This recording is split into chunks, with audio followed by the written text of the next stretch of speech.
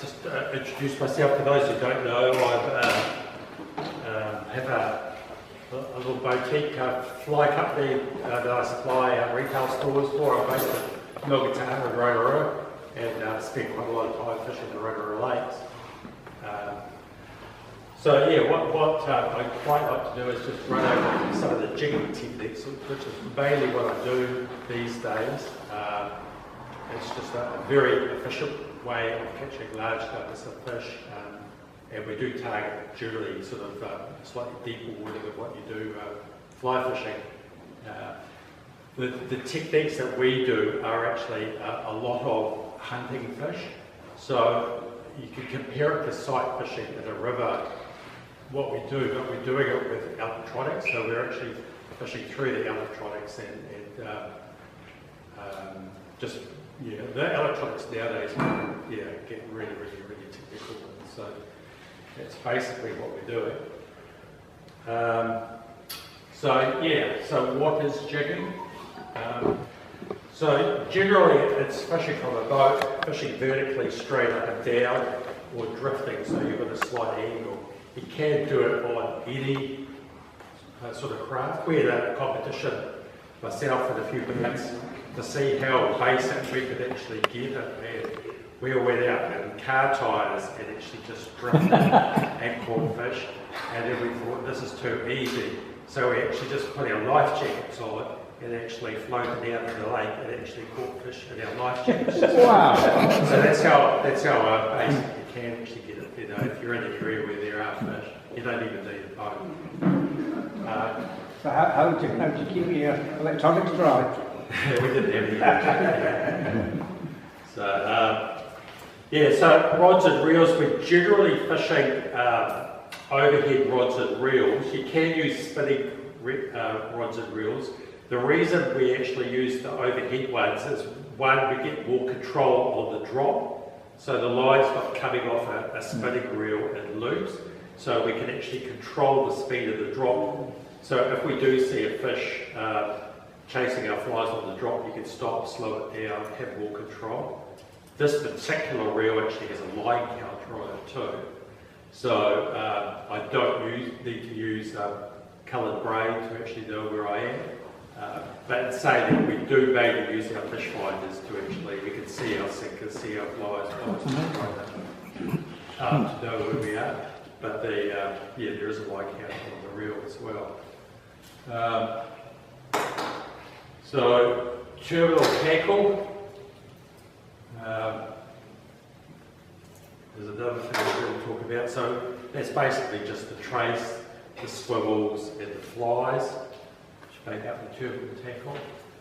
And then electronics, motors, and sounders is sort of what I wanted to run through.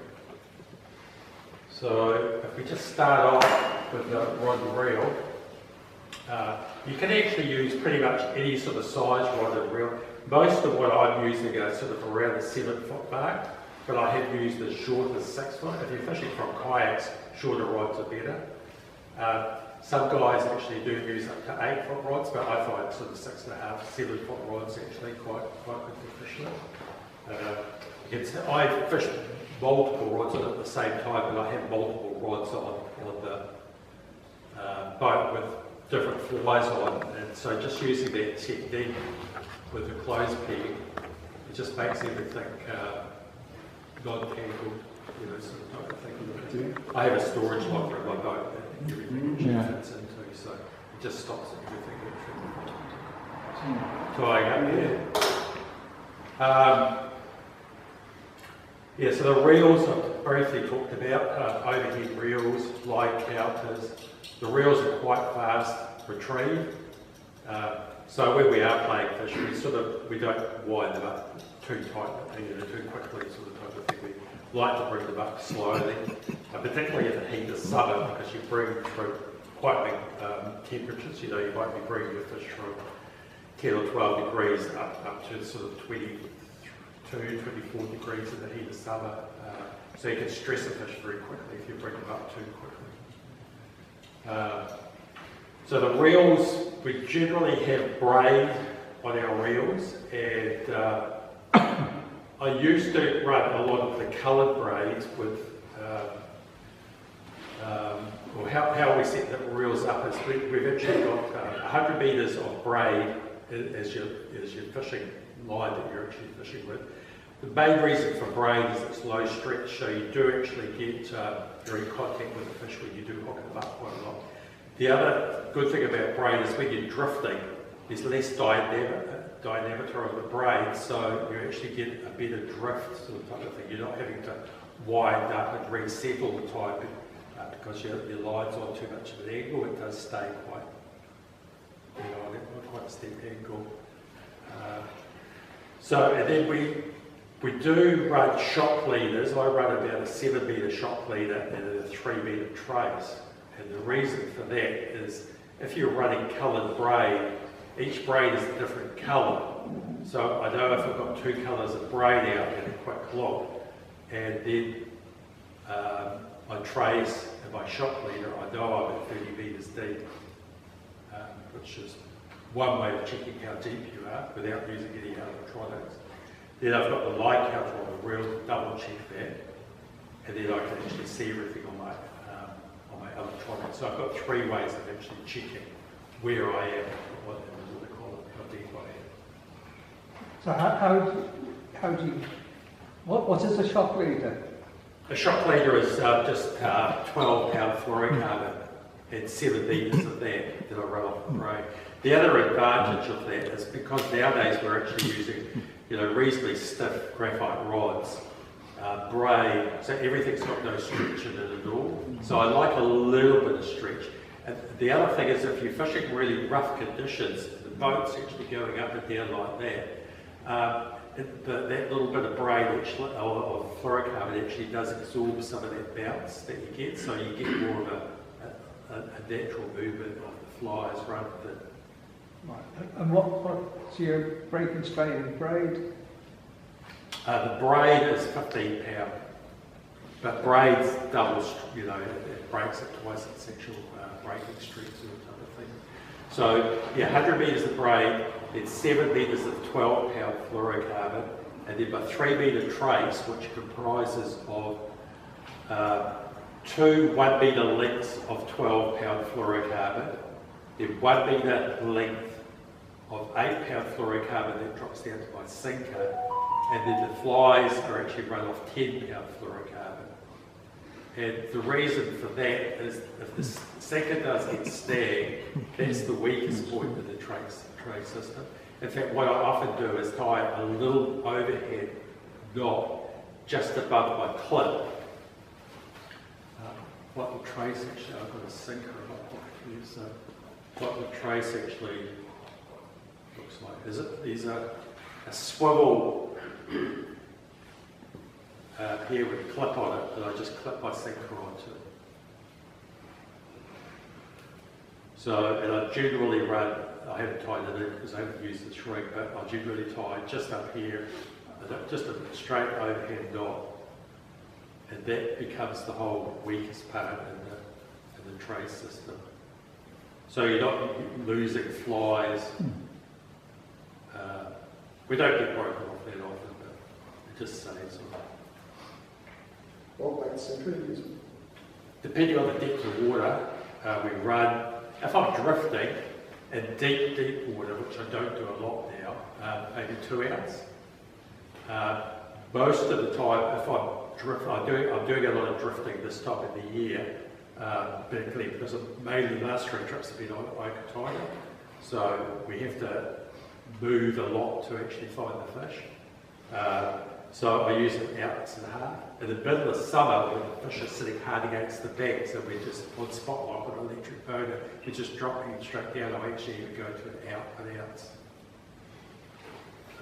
So a trace actually, basically what I do is the trace is welded around the handle of the reel, and you can see there that the top fly is actually 3 metres off the bottom. So we're fishing 1 fly metre up, 2nd fly 2 metres up, and 3rd fly. And obviously when we're fishing, we're down here low like this. So if I see a fish come through 6 metres off the bottom, all I have to do is actually, I don't even wind, I just lift straight up like that. And I present the fly 6 metres off the bottom just with one lift. So we tend to mainly fish smelt flies, a lot of smelt flies. This rig I've been using mainly on Okataida. The last 3 trips I've done have been on Okataida. So we generally fish bigger flies on Okataida. So it's a size 6 fly, grey ghost on the top. So I like to use the lighter colour flies at the top. There's a pearl body jigging at the bottom. So these 2 smelt flies. And this one is my favourite poly pattern. It's called a poly dark. This is a slightly longer tail variation of it. But, so it's a dove seals for your body with pheasant rump over the top of the squirrel tail, which is one of my favourite flies at the moment. So I'm fishing a poly pattern and 2 smelt flies. I think that pattern does actually get taken sometimes as a kura pattern too, so it sort of doubles up really. All the bigger fish I've had recently have actually been on that fly and they've been full of kuras. So that's a tray system. You can use, for the swivels, to actually join the lengths of dial on. So as explained, it's 12 pound above the top fly there.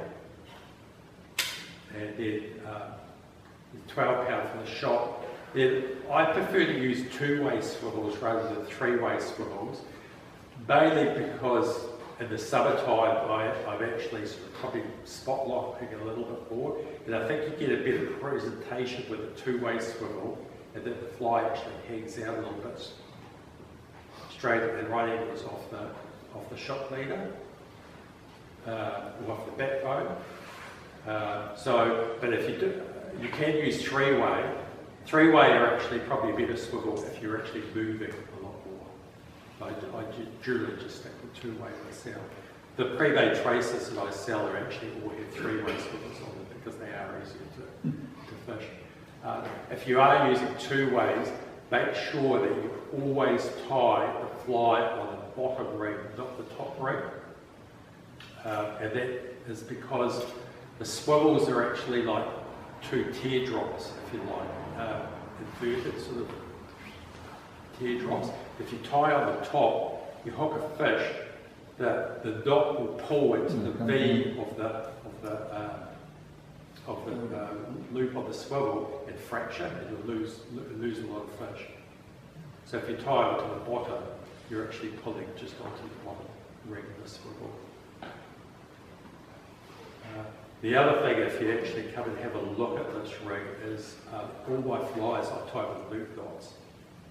So I like a solid knot here, but I like a loop knot on my fly because I actually get more of an action out of the flies rather than tying a hard thread knot onto the fly.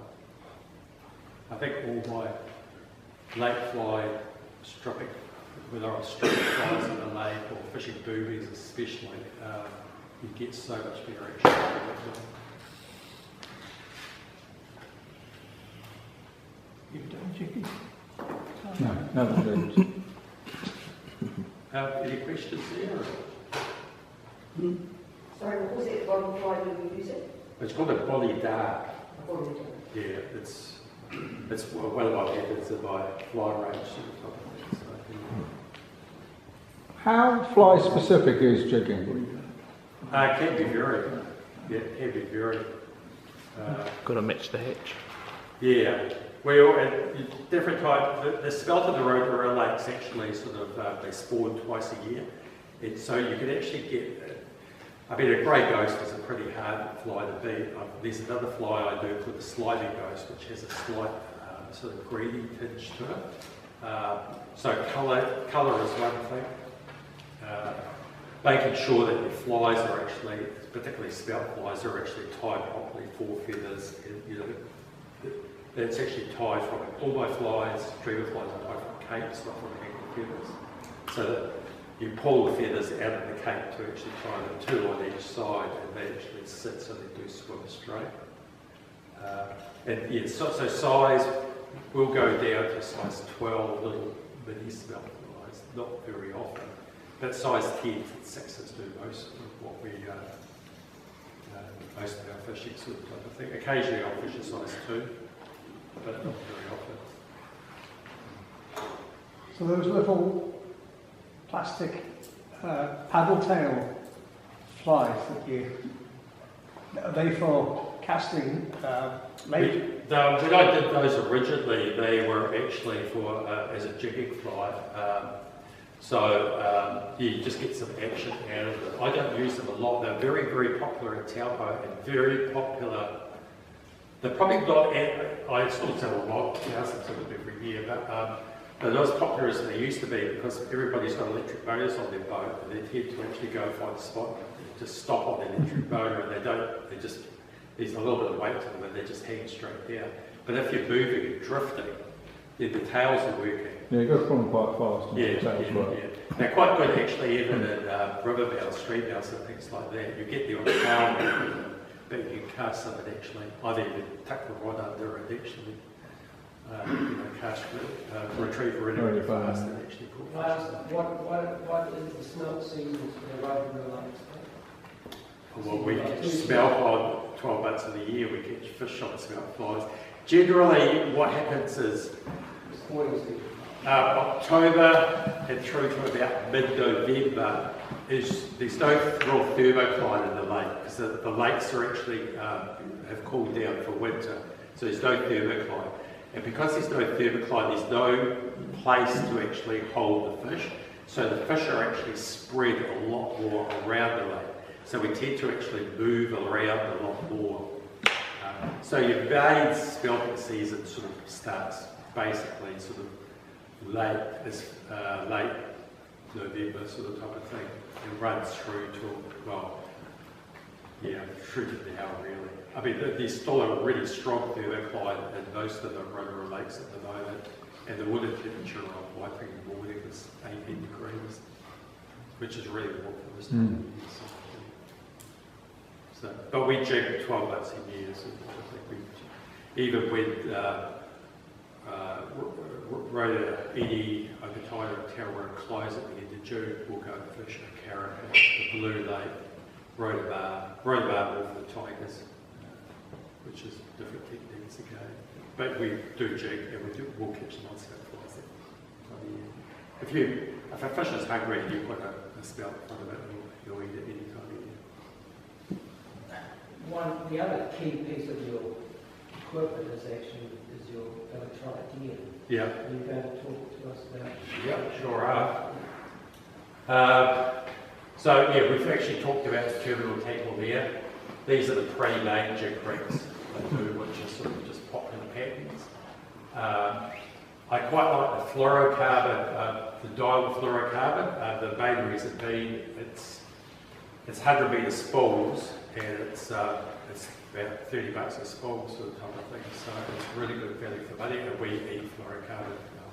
Where'd you get it? I buy Seagull Invisex and 600 metre spools for my fishing, but where'd you get it? Can you get the diver stuff there? Yeah, any of the tackle shops, yeah. Okay. There's actually a new one that's just come out, which is slightly thinner, which I've just started to use. So this is the general one that I use, which is 100 metres, $30 sort of thing. This is around the same price. It's a bit thinner, but slightly less on the spool, about 70 metres on the spool sort of thing. So. There's so many, if you look them up. Most of them are all made in the same factory. But yeah. So, I like, and you don't, for jigging, you don't really want real high-tech fluorocarbon. The stiffer the better, because it actually holds the flies out, but it's more abrasion resistant, basically, sort of thing. So,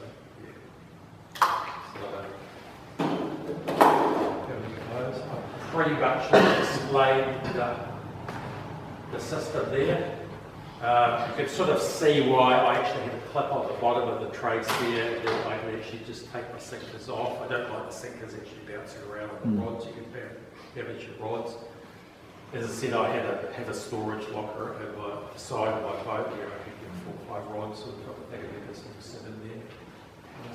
And that's just a basic fluorocarbon. Yeah, the sinkers are all these teardrop shaped sinkers that have a swivel. Some of them have a clip as well, but a sinker with a teardrop shape and a swivel, and it sort of works the best, sort of type of thing. You can actually get the long pencil, I don't know what you said, the long pencils type sinkers. They're good if you're actually fishing over foul ground and you're drifting. I quite like those. If you're fishing more straight up and down, I quite like to actually give a little bounce, and I can feel the structure on the bottom, and I just have a lot more feel to what the flies are actually doing with this sort of sinker rather than a sinker that's long and skinny that hits the bottom and rolls over. I can't feel the action quite as much. So I generally use these sort of styles. So it's a bit like Euro fishing. Yeah, well, yeah, I mean, you can make it, everything is down. as you want to, I guess, yeah.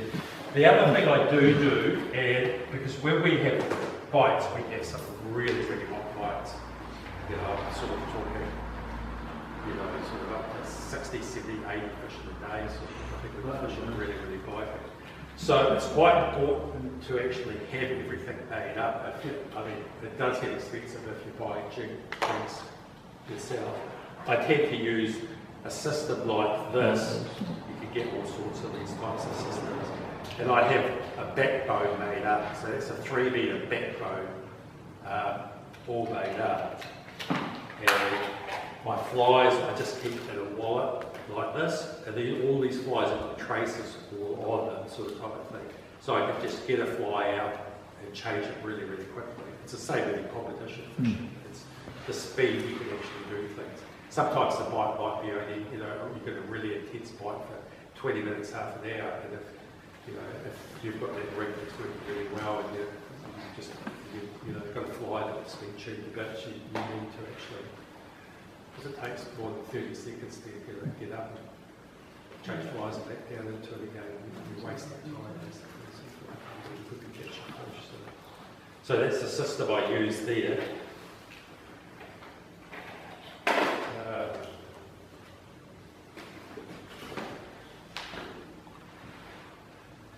And then flies. So yeah, generally what we're covering in the lakes is spelt patterns, which I think is really about 80% of the diet is spelt. And then bully patterns, and then current patterns are the main 3 food sources for the fishing for. So, and hook sizes, size 2, size 10. 10's mainly in the summer. I try and use as many 6s as I can. They're just a lot more durable hook. Sometimes we can actually hook up and you get 2 fish or 3 fish at the same time, and you get you start being hooks and break-offs and all the rest of it. So are you using a heavy hook like a whip-fly hook or a lighter hook? So I generally use like a long shank 10, like if you're using cabbass, it's B8 30 size 10. Yeah. And if I was using a size 6, it's usually a B175, which is a shorter hook, and a size 6, and the 2 hooks I like. If I'm using a size 2, I tie all my flies. I don't like the B175 size 2, it's too heavy a wire. So I go to a B170, which is a lighter wire, and a spinner, and a size 2. So yeah, but most of the damage I actually do the hooks is actually with a pair of pliers trying to get it down the fish's mouth. You don't really bend that many hooks on a fish unless you get more fish. Barbless pit? I prefer a barb, but yeah, particularly with rainbows, I just find that. Yeah. I mean, generally, if you're using like cabbass hooks, they have micro barbs that sort of type of thing. I've never had it. Honestly, I've never actually spent a lot of time actually fishing barbers sort of type of thing to actually see how many fish I wouldn't catch sort of type of thing, or wouldn't catch. It's just I like the shape of hooks I'm using. They have got barbs on them. It's not generally get. They come out as grandchildren a lot easier with barbers. They probably do. I have a system on my boats actually. We'll find a picture of it later. But less screaming. Yeah, my boat's actually an open boat, so it's 4.4 metres. It's a side console boat, and basically what we do is we net the fish.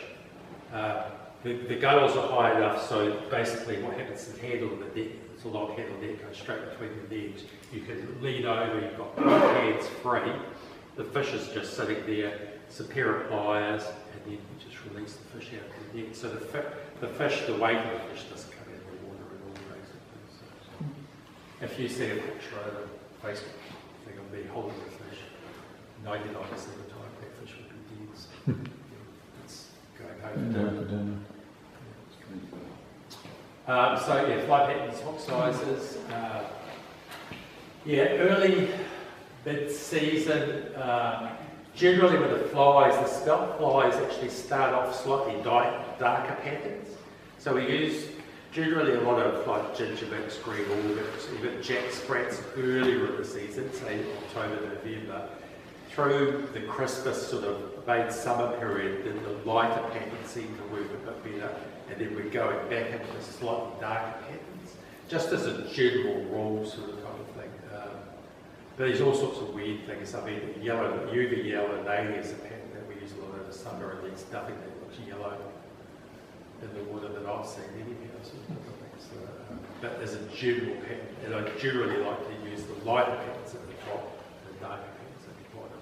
The bigger patterns at the bottom, smaller patterns at the top, sort of that sort of system. I just pretty much explained the hocks. Quality hocks are quite a big thing. So all my flies are actually tied on Japanese hocks. They're actually Daiichi hocks. Daiichi actually made Kamasan. So all the Kamasan hocks are actually made in the Daiichi factory. So it's the same hock sort of thing. So what are you using to attach the trace as well? Tying short traces. Yeah, just round back through the hole, and swivel sort of thing, just a clinch knot. Yeah, and then sorry, blood knot. Yeah, blood knots. Yeah. Not even an improved one. It's actually just round 6 times and back through the hole. Yep. Yeah. Wow. So what happens is the flies that I actually tied in that bag set to go slightly longer. Yeah. I prefer most of the time. I prefer quite short traces. Yeah. You'll get away with slightly longer traces if you're drifting, but if you're certainly fishing in the main summertime, straight up and down, you want them quite short. Yeah, maybe probably 10 centimetres maybe. Yeah. So I do see a lot of guys using really, really long traces. I think the fly, what happens is on the backbone, it just drops down. Drops down into the trace. Yeah, if you get hold of it out of right angles, you get a better presentation.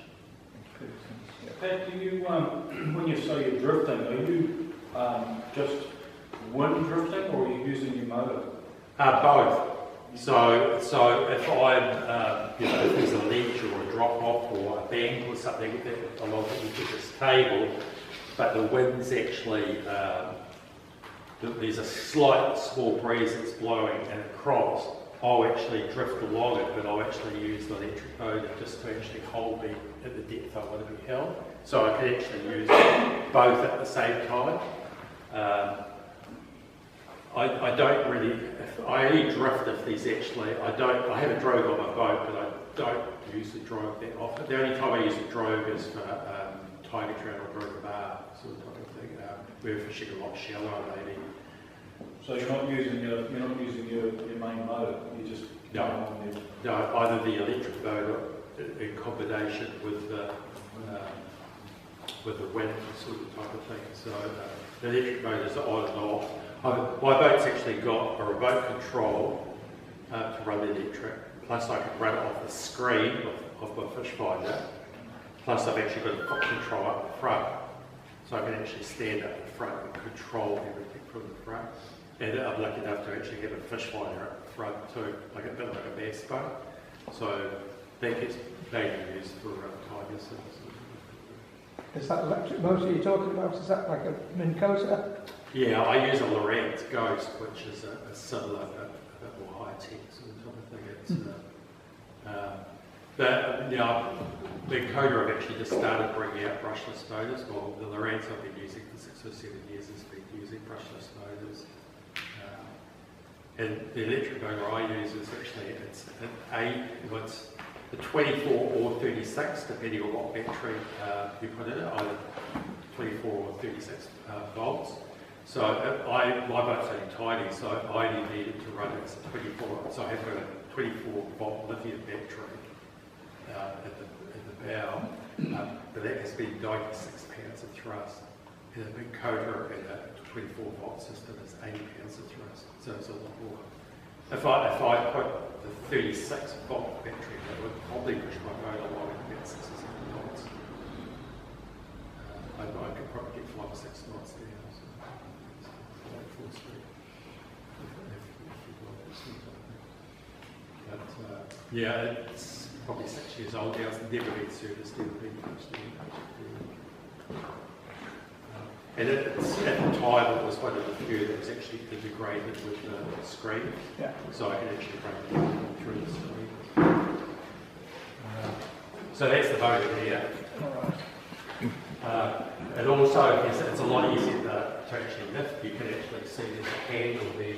That handle just loops around the notch at the top, and I just actually pull that and it just comes straight up. So it's really easy to actually lift. It has a double strut system. So as you're lifting it up, one strut sort of drops it down gently, and when you're dropping it into the water, there's another strut that actually just releases it into the water. And being an open boat, there's no reason to have a self-deploy motor, because it's 3 steps to the front of the boat to actually. You can see just here, this here is actually a foot control. So I can actually pull the chili boat out, move the foot control around, sit on the chili boat and get the fish off there. So, but yeah, I mean, all the electric, I had a big coder before that, big coder with great motors. So yeah, the main thing you want with an electric motor is spot lock. That actually is basically an electronic anchoring where you just push a motor. It uses the GPS satellites and it just locks you on that one spot, sort of thing. And this time of year where I'm drifting a little bit more, I actually use it. So if we're drifting and moving, we hook a fish, I push spot lock. It just holds on that one spot. We land the fish, do whatever we're going to do with the fish, and then we actually just release it and then carry on drifting. So we're not having to actually go back up to the start and drift again for every fish. We're actually, it's just a lot more economical way to fish. Yeah, I've got a mate, we go sea fishing, he's got a Ben Coach fabulous for deep drops. Yeah, particularly Cherokee and things like that. You're right on top of it. So yeah, brushless motors just last 10 times longer. Everybody who does fish on my boat says how much quieter the Ghost is compared to a big coder. The big coders are quite a lot louder too, so and then using lithium batteries, they're about a third the weight. And when you've only got a tiny boat, I've got 3 batteries on my boat. So one to run the electronics, one is a starter, and then the battery up the front. Battery weight, I had probably 100 kilos of batteries at one stage on my boat.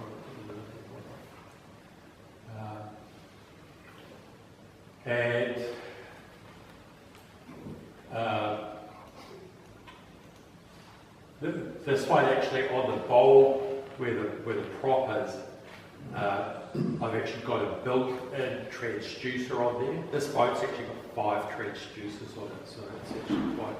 I don't use it all, honestly, but it's so there's a transducer on the front. So as I'm moving along, if I'm moving along hunting for fish, I can actually see them before they're actually under the boat. Often, if you're moving, sort of type of thing, you pass the fish before you actually see them. So yeah, there's a 3-in-1 transducer off the bow of the boat, if you like. And I also have a VSR charging system. So that means whenever I'm running my bay motor, I'm actually charging the batteries, or batteries on the boat as well, sort of thing, which is quite a big thing. If we're fishing competitions, we might be fishing 12 or 14-hour days, sort of thing. So yeah, you actually want your batteries to actually last. Any questions there? So yeah, just what I use are Lowrance 9-inch sounders. I've got one that's on the console of the boat, and we've got another one up in the bow. And the only reason I don't go bigger is because it won't fit. I prefer to use as big a transducer, as big a screen as possible, because you can actually split screens so much now and get so much information on there. Unless you're using sort of 9 or bigger, you know, everything becomes smaller when you split it. You can see this screen off the left here is actually, that's how I operate controlling the electric motor. So I can go left, right, backwards or forwards, and take it off that. But yeah, the main, so 9-inch screen, I fish mostly 200 kilohertz. You can set your sound into different kilohertz, but 200 is actually quite a good one.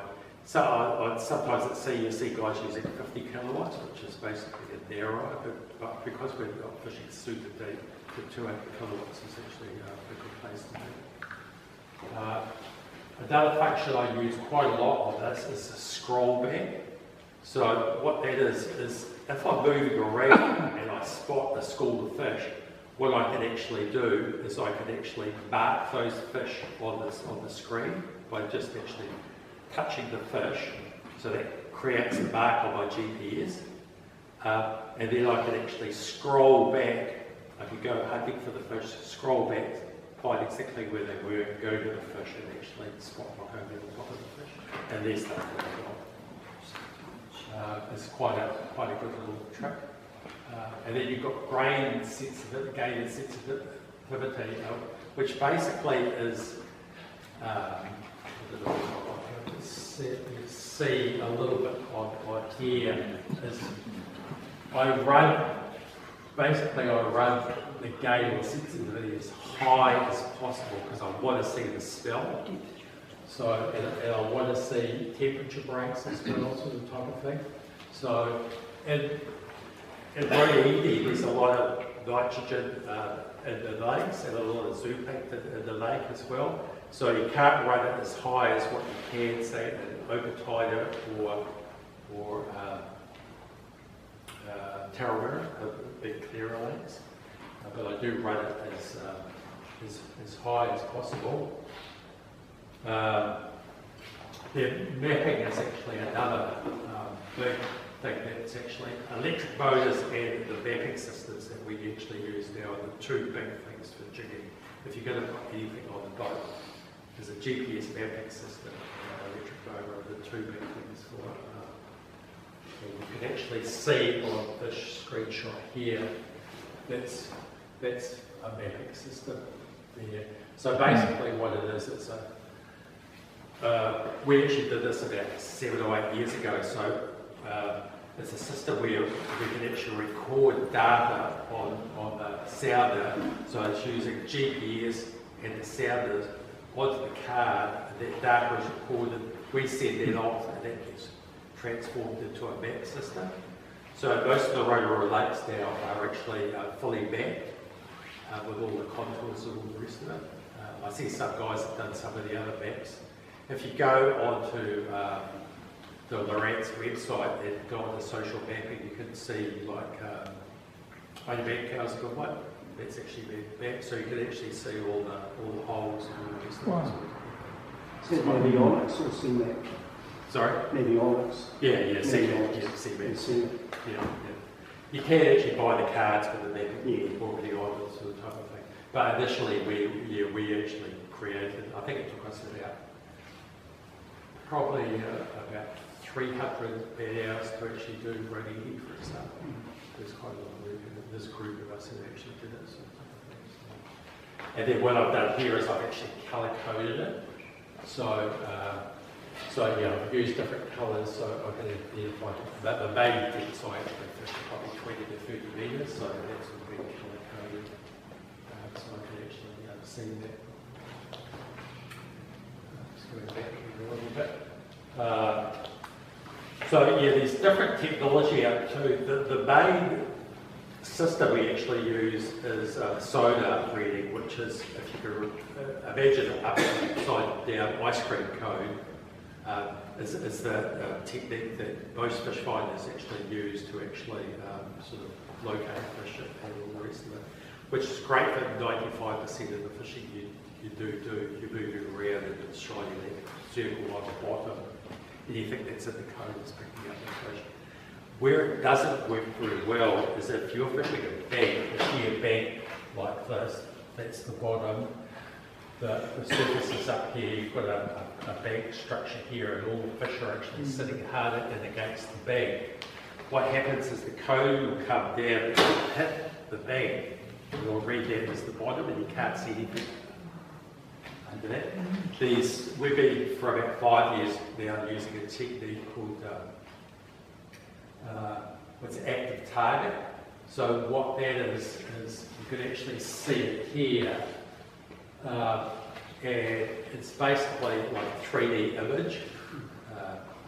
And I'll run the transducer on the pole on the back of the boat, and I can rotate the pole around 360 degrees. So if I'm sitting up here like that, I can actually just shine that pole anywhere on the bank and actually see directly into it, which is really, really cool. The other technique is down and side scan, which actually goes out to the side.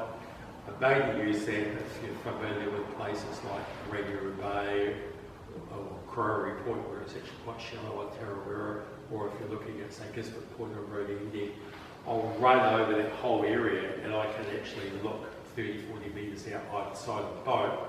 I can see where the spell are or where the fish might be, and then I'll go back and fish that depth. So it just saves a lot of time hunting for fish. That's how I use it.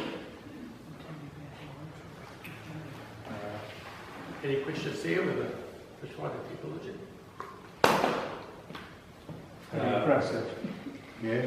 So that's what we're looking for. Pat, sorry, what's the best way to? I've got an echo sounder on my boat, a Garmin one, probably much lower standard than that. All I use it for is find the depth. So I've never managed to work out how to get it to actually spot fish and things like that. How do you get to learn that stuff? Because I've tried watching YouTube videos on it, and the problem is, it's very difficult to have that while you're in the boat. I mean, you could if you've got a good enough signal on your phone. But if you're maybe fly fishing with it, you're fishing shallow water. Because the code is. It's so narrow then. It's actually going to hit the bottom. It's That's true. 2 or 3 metres wide. Yeah. But that side scanning thing would be. Side scanning. I've got side scan capability, but active target's actually even better, sort of type of thing, because you get this 3D image sort of shining out. If you go on, if you have a look on YouTube, sort of active target, you can actually. With active target, I can actually see the fish actually swim. If they're shallow enough, I can see the fins, the dorsal fin, I can see the tail of the fish, I can see the actual fish swimming. Most of the depths we fish, we just see it as a dot sort of type of thing. But in seeing it moving, I can tell you whether we're going to have a bite of that fish or not, sort of type of thing. Just how it actually reacts to the flies. So in fish where they're not feeding, they just swim basically just parallel to the bottom in a straight line. When they're feeding, you can actually watch them all over the place. So you actually start to learn. We're just going to have to be patient and wait for the spot. There's a lot of fish here, sort of type of thing. At some time they're going to bite, sort of type of thing. You just have to hang on. Or you take the risk going somewhere else and not fighting the fish. Sort of type of thing. You can see here we have found the fish, obviously. There's about probably 30, 40 fish. that we're sitting right over the top of, sort of, and that's in about 20 metres of water.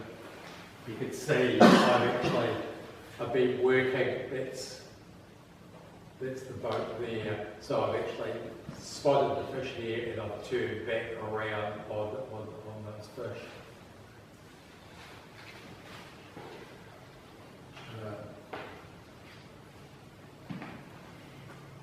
This is another sort of scenario that we actually look for. If we find a school of smelt, so I know that is a school of smelt on the bottom, I can see that as a school of smelt. I'd be working right around the edge of that school of smelt. That school of smelt might be up to 100 metres long, might be 20, 30 metres wide. It can be up to, we've seen them up to 5 metres deep, smelt sort of type of thing. But you have to find where, if somewhere on a school of smelt that size, the fish will be feeding.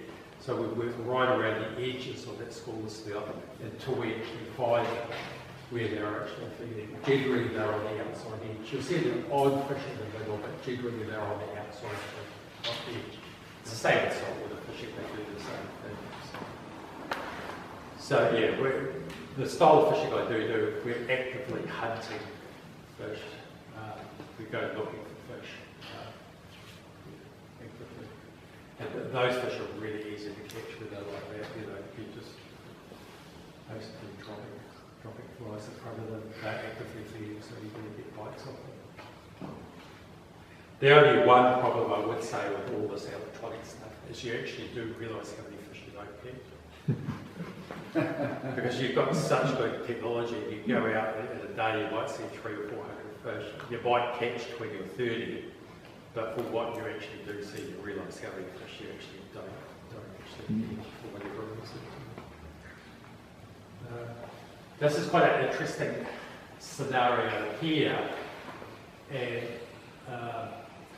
this is a really super strong thermocline with my gain tuned up quite high as well, sort of type of thing. But what we've got here is a temperature break, so it's actually below this 16 metre temperature break here. It may be below it, it might be 10 or 12 degrees. And that temperature break is actually warmer water, and what happens is the fish will actually use that as a barrier, because the smelt actually can't swim through 2 or 3 degrees of smelt of temperature difference.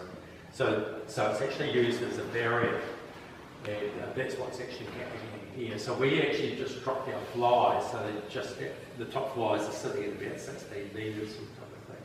And those fish are actually not feeding off the bottom; they're actually feeding underneath the smelt. That's a better fly. Another scenario that we actually do use, and we're actually often on banks, like a gentle sloping bank. So if we can get a thermocline that's actually at around the sort of 16, 17, 18 metre mark, and it's hitting the bank, then you've actually got the bank underneath for them to actually hold the fish. So the fish, you've got that barrier there, and then you've got the barrier here, so they actually lock the smelt in. That's another really good feeding zone too.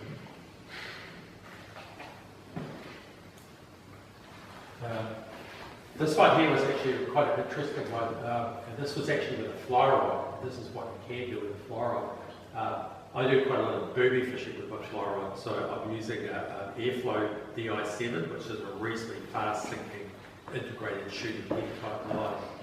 And with that we use little short traces and booby flies, and sort of up to sort of 6 to 10 metres of water maximum sort of type of thing.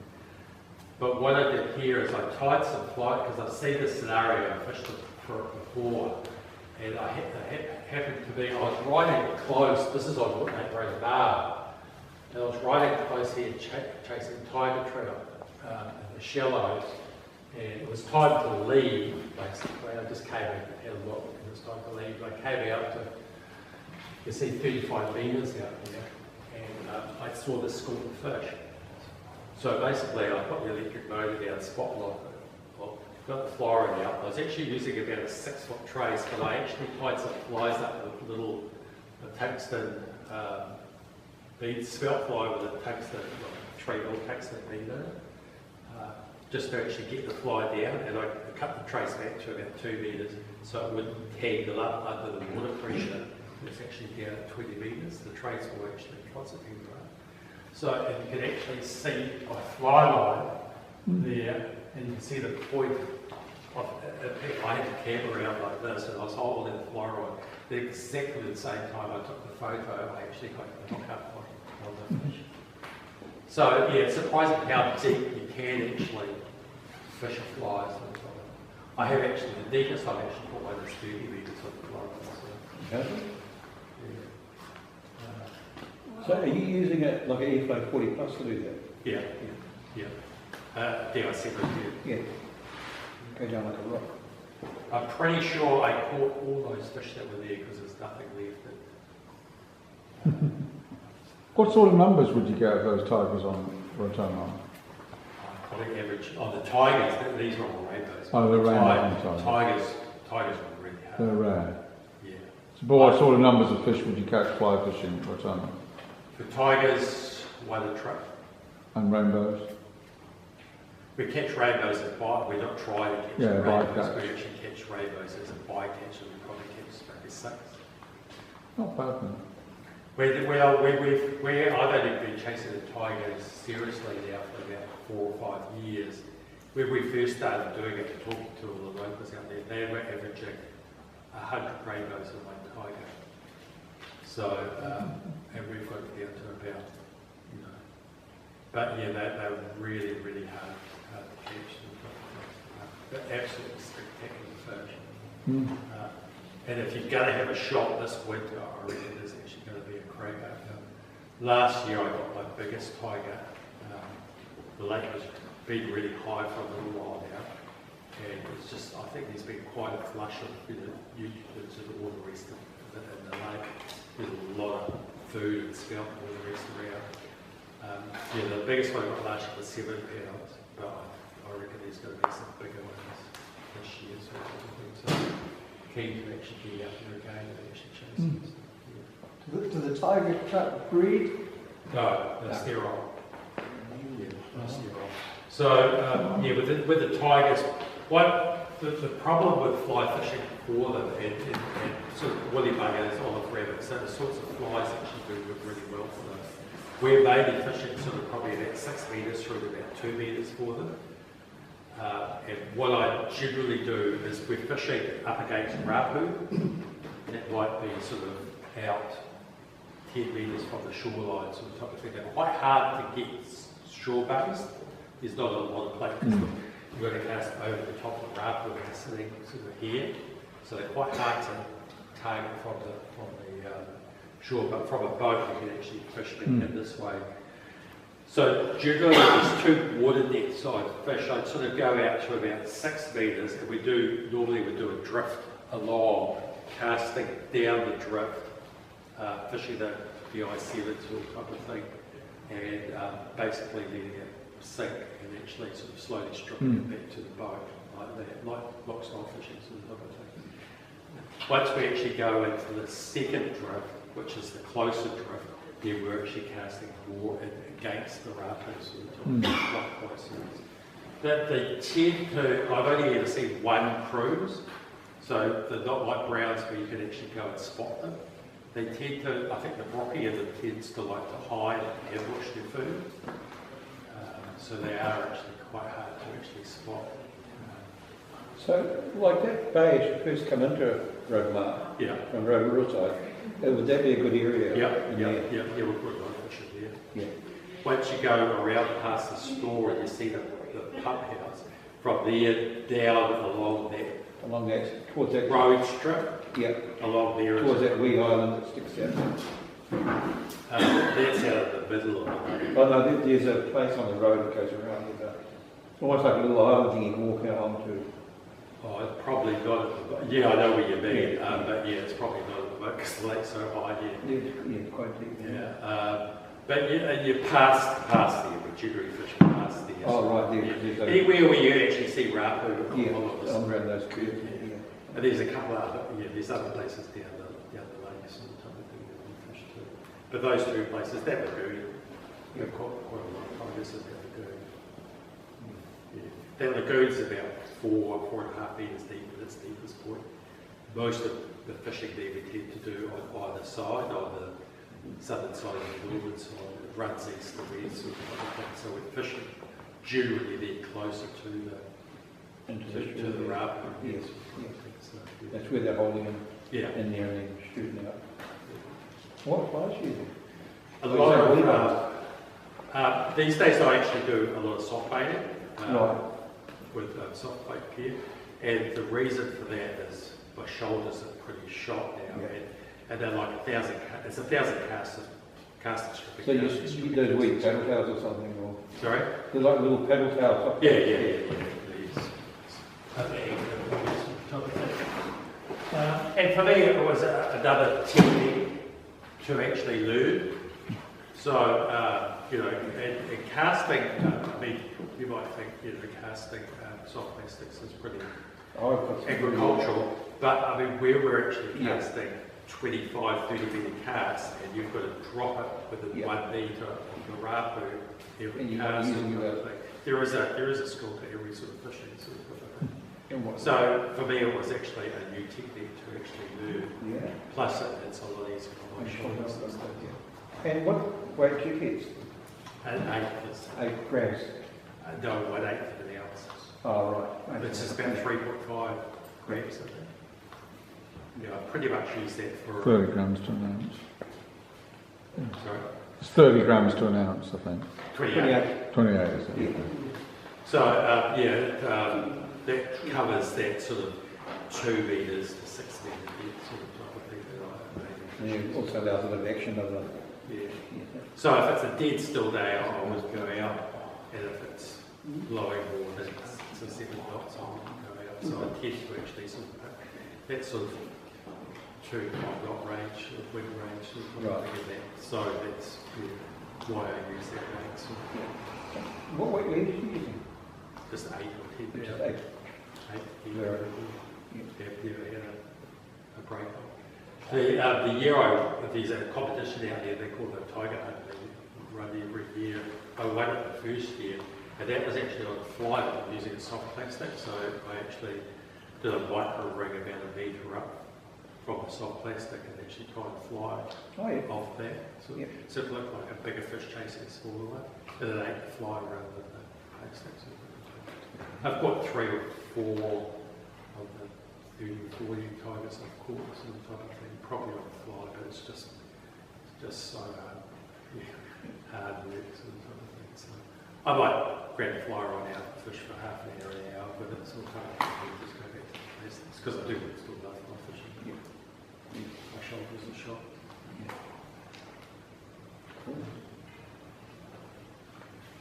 Sorry, Pat, I knew nothing about jigging, so there's a saying, you don't know what you don't know, isn't there? I fished this summer and previous summers at the Awaha stream, and this summer I kept seeing this boat going up and down there with the engine on. I was just wondering, because I don't think they're using fly rod, but are they jigging with soft bait, or? Because I noticed a drop off there. It's pretty shallow off our hay, so they may be actually spinning, casting, or just trolling. I mean, most people would actually troll off there. So would they just throw a spinner out and then just drive along? Yeah, just drag it along, and so just hold a harling or trolling sort of thing, which probably makes more sense. You could actually drift out there and actually just cast, or even just troll a soft plastic, because it's actually, even with a light, even a little bit heavier, maybe a 1/6 of an ounce, or it's the heavier one. If you're fishing shallow enough, that's all you need to the fish will come up a beat if you actually grab it. But yeah, most of the jigging we do, I've caught fish at jigging in probably 4 or 5 metres. but generally most of the fishing we do, as I get closer to June, we do catch fish as shallow as 10 or 12 metres sort of type of thing. Yeah, I like to be fishing, you know, that sort of, a bit shallow, but 90% of the jigging I do would be between 20 and 30 metres. Last trip trips we've been getting their fish. The fish have been sitting at 25, and sort of letting the line drop down slowly to them, sort of type of thing. And that's where the synchronic flies are so much more efficient. Yeah, right at the fish.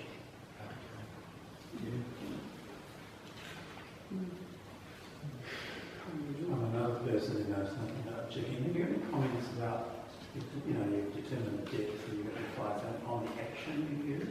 I like little bounces, so often I'd probably just be lifting the sink maybe like a centimetre, so it's just little, I'll be moving the rod to probably maximum 15 centimetres sort of type of thing, 6 inches long, maximum. Probably a lot of the time even less than that, depending on the depth I'm actually fishing. Just want to actually feel that sink and just lift off the bottom and go back down again. And that's not going to scare the fish, it's creating a little puff of sand or whatever debris is actually on the bottom. So a little puff to actually attract the fish to actually have a look, sees the flies, grabs the flies. It's not working your way out through the depths. If I see a fish swim through higher up or quickly, you have to be really quick to actually do it. But you can actually catch them if you actually wind up. And that's where technology with the reels and the sounder is actually seeing exactly you want to put that top fly right in front of the fish sort of thing. And I'll probably catch maybe one fish in 10 doing that. Unless you get into sort of big numbers. But if you see a single fish come through, you might get one in 10. Sort of wind it up quickly. But you can catch fish jigging without any electronics. Oh yeah, definitely. Yeah. I mean, Yeah. for most of us, that's never going to happen. So it's really interesting to sort of think, okay, but you can go out and kayak on your little dinghy and sit there and Yeah. have fun. But all it's giving me is more information, basically. It's just information sort of thing. So, Yeah. and for me, my buzz is actually watching the fish on the sounder Yeah, you're hunting and take fly. That's the buzz for me. Otherwise, you know, you're actually just fishing blind and you don't know why it happened or how it happened or whatever. Sort of. But you're still catching. Yeah, you're still catching fish. Will you see the tape before you feel it? Oh yeah. Wow. Yeah.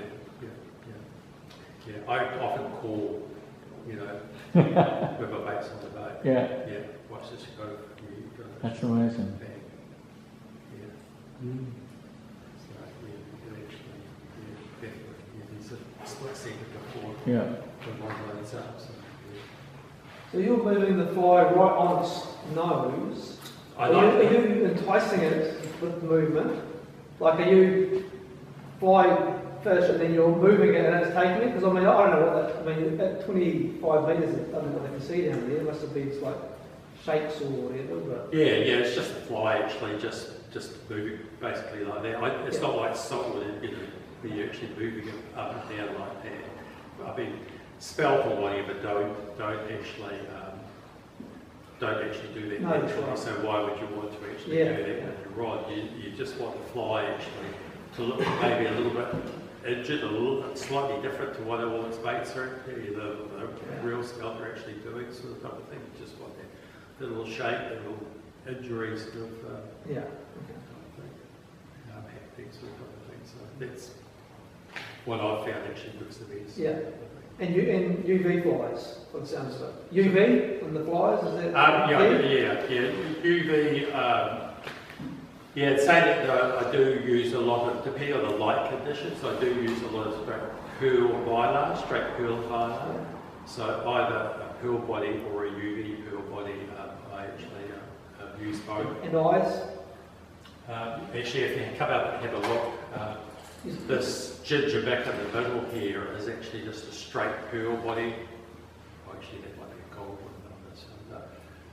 There is a fly tie with a straight curl body on that one. So sometimes I might fish a curl and a UV. That one's definitely a UV one. So yeah, the theory behind UV is it just bait fish, squid, sharks will reflect UV light, and that's how fish actually prey on it, sort of type of thing. The UV light actually bounces off it, and that reflection and actually needs food. So that's the theory behind UV. And also actually UV light actually goes a lot deeper. Not lumo flies at that depth? Sorry? Not lumo flies at that depth? I've tried lumo flies, but no, don't get a lot of joy out of lumo flies at all. We tried night jigging, but what happens with night jigging is I think all the spelt and the zooplankton actually drops to the bottom basically, and the fish actually do go in shallow to feed, sort of thing. So they're probably feeding more on bullies and current or at night time, or in shallow water, sort of thing. Haven't had anything a lot of lunch up to dark, yeah, sure. But yeah. After dark.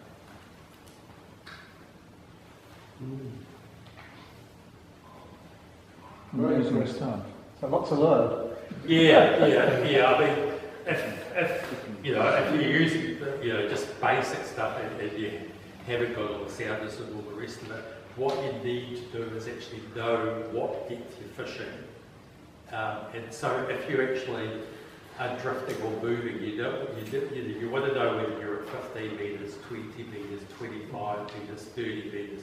So you want some way of actually using either coloured braid or marks on your line so you know what depth you're actually at.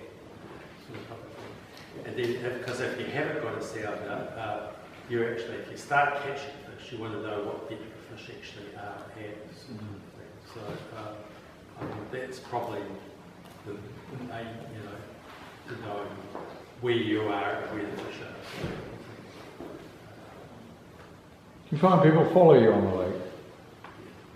But it's going to be great fishing over tide. I've fished over tide 3 times this month, sort of kind of thing. And because you've got to go and wash your boat now, there's a lot of people that can't be bothered doing it, sort of thing. I think to a degree it is the right decision what has been done. It's just how it's been done and the reasons it has been done are sort of not always sort of transparent, if you like, sort of type of thing. But if you look at Rotorua, for example, we've probably had a drop in the current numbers by about 80% in the last probably 5 to 10 years. Wow. And some say it's actually the catfish, is the theory behind that. So they don't want the catfish getting into over tide, that sort of type of thing. I actually honestly believe that some of it may be the smell, and that I've never seen so many smelt in Rotorua as I have this season, for example. And when you get schools of smelt 10 times the area of this room, and we're actually catching smelt up, taking out flies, but a lot of 75, I've had them up to 100 mils long. You can't tell me that the curl on the bottom about to drop all the eggs sort of thing, that if they take size 10 smelt fly, they'll eat a baby curl. So my theory is that sure, catfish are doing a lot of damage, but I think smelt are actually doing a lot of damage too. So yeah, I mean, the golden clams was the main thing that they didn't actually want. We haven't had golden clams in that year for other lakes and sort of thing. But the coral populations in Rotorua are, I could show you photos. One here of the colour of the flesh. Yeah, I've seen some of your pictures on Facebook. They're bright red, aren't they? They're a wide type of fish. We used to catch fish that colour in Rotorua, but the last few years not so much. And that's Kura feeders. Yeah. Wow. I mean, you cut them open and just blood red. Pat, you mentioned 30 kilohertz. I think you mentioned something. 200 kilohertz, yeah. Is that a sign of That's the it? frequency. Goes up. That's the frequency that for your transducer. So it's either both transducers are either set at 50 or 200. I find 200 is the best one for latest. Quite a good 50 relation. kilohertz to 200. Yeah.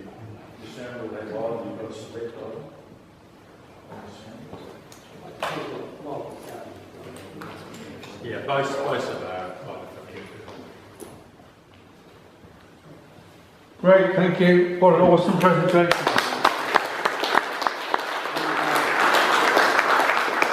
small bit for you, Pat. Thank you so much for spending time with us. Okay. And I guess if people want to come and see Pat's gear, you're welcome to do so while he's here. Just want to